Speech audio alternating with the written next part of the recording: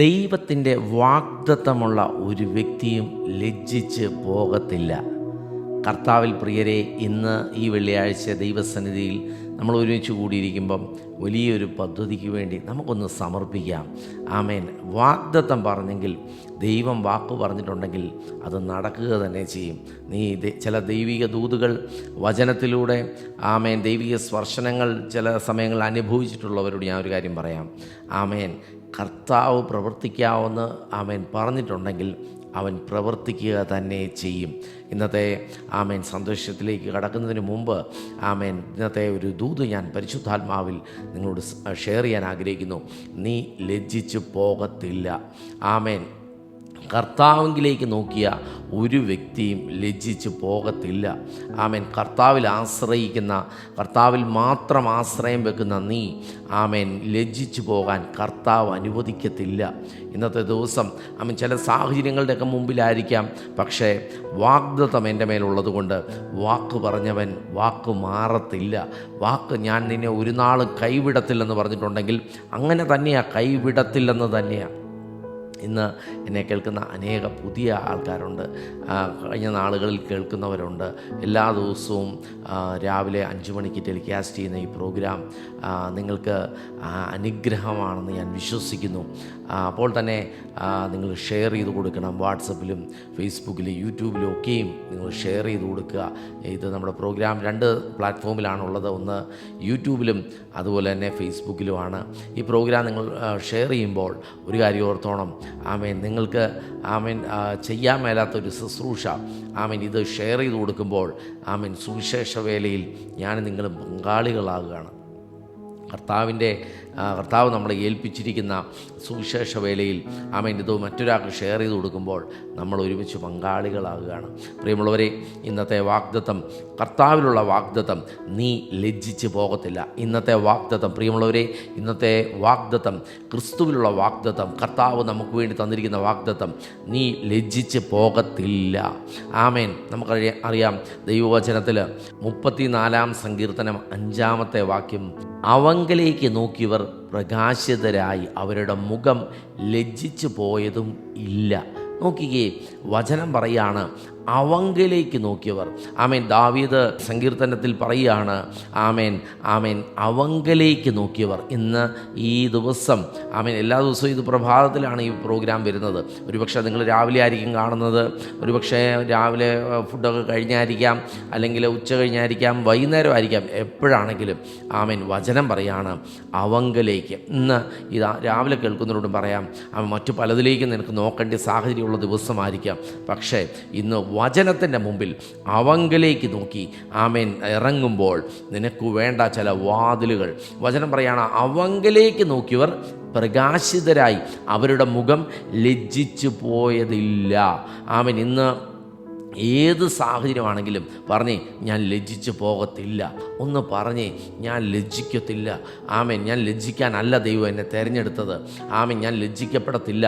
എനിക്ക് വേണ്ടി കർത്താവുണ്ട്. ഞാൻ നോക്കിയത് കർത്താവിലേക്കാണ് നോക്കിയത്. കഴിഞ്ഞ ദിവസങ്ങളിലൊക്കെ പല സാധ്യതകളിലേക്ക് നോക്കി, പല വഴികളും എൻ്റെ മുമ്പിൽ അടഞ്ഞുപോയി. പക്ഷേ എനിക്ക് ഇന്നൊരു കാര്യം അറിയാം, അവങ്കലേക്ക് നോക്കിയവർ പ്രകാശിതരായി. ദാവീദിൻ്റെ 34-ാം സങ്കീർത്തനത്തിൽ ദാവീദ് എഴുതുമ്പോൾ അതിനോടൊരു കാരണമുണ്ട്. ആ അധ്യായം തുടങ്ങുന്നതിന് മുമ്പ് തന്നെ എഴുതിയിട്ടുണ്ട്. ശൗൽ രാജാവ് ആമേൻ ദാവീദിനെ കൊല്ലുവാൻ അന്വേഷിക്കുന്ന ഒരു സമയമാണ്. ആ സമയത്ത് താൻ ഓടി രക്ഷപ്പെടുകയാണ് ദാവീദ് ഓടി രക്ഷപ്പെട്ട് ജീവൻ രക്ഷിക്കാൻ വേണ്ടി ഫെലിക്സ്തരുടെ നഗരത്തിൽ താൻ അഭയം തേടി. പ്രിയമുള്ളവരെ, അങ്ങനെ താൻ ഓടി ചെല്ലുന്ന സ്ഥലത്ത് പെട്ടെന്ന് താൻ ചിന്തിക്കാത്തൊരു കാര്യം, തന്നെ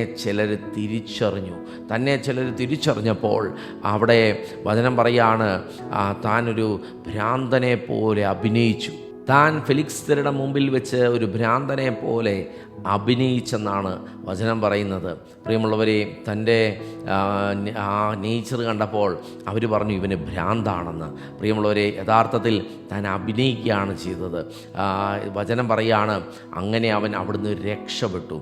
ദാവീദ് ആ രക്ഷപ്പെട്ട സമയത്ത് താനിത് ദാവീദ് തൻ്റെ 34 സങ്കീർത്തനത്തിൽ പറയുകയാണ്, അവങ്കലേക്ക് നോക്കിയവർ പ്രകാശിതരായി, അവരുടെ മുഖം ലജ്ജിച്ച് പോകത്തില്ല. തൻ്റെ അനുഭവത്തിൽ നിന്നാണ് 34 സങ്കീർത്തനം എഴുതിയിരിക്കുന്നത്. അവങ്കലേക്ക് നോക്കിയവർ.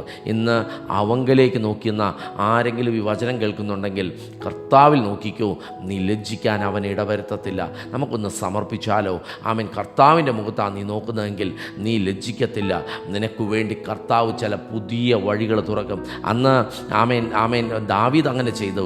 പക്ഷേ ഇന്ന് എനിക്കൊരു ഉറപ്പുണ്ട്, എൻ്റെ അകത്താണ് മഹത്വത്തിൻ്റെ പ്രത്യാശയായ ക്രിസ്തു ഇരിക്കുന്നത്.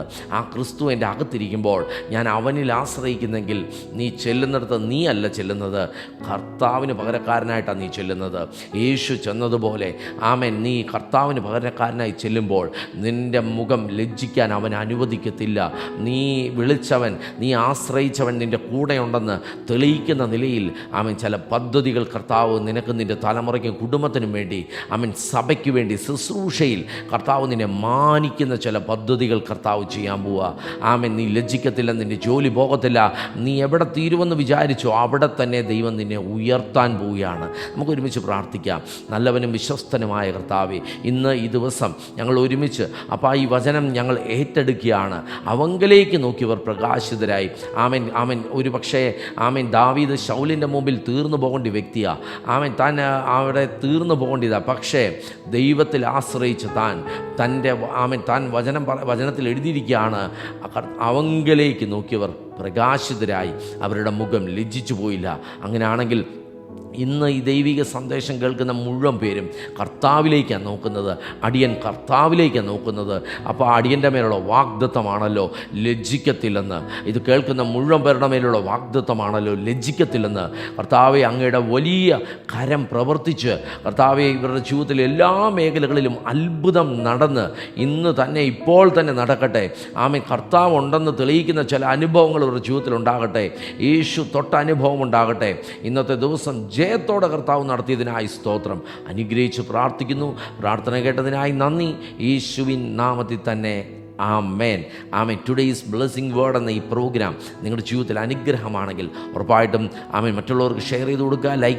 ചെയ്യാത്തവർ ലൈക്ക് ചെയ്യുക. അപ്പോൾ തന്നെ യൂട്യൂബും ഫേസ്ബുക്കും നമ്മുടെ ചാനൽ സബ്സ്ക്രൈബ് ചെയ്യാത്തവർ സബ്സ്ക്രൈബ് ചെയ്യുക, ഫോളോ ചെയ്യുക.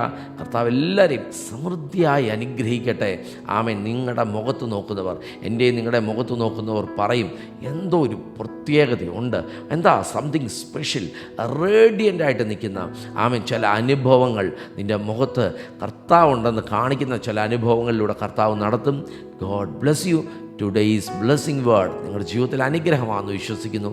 കർത്താവ് എല്ലാവരെയും അനുഗ്രഹിക്കട്ടെ. നാളെ പ്രഭാതത്തിൽ ശനിയാഴ്ച നമുക്ക് ഒരുമിച്ച് കാണാം. God bless you.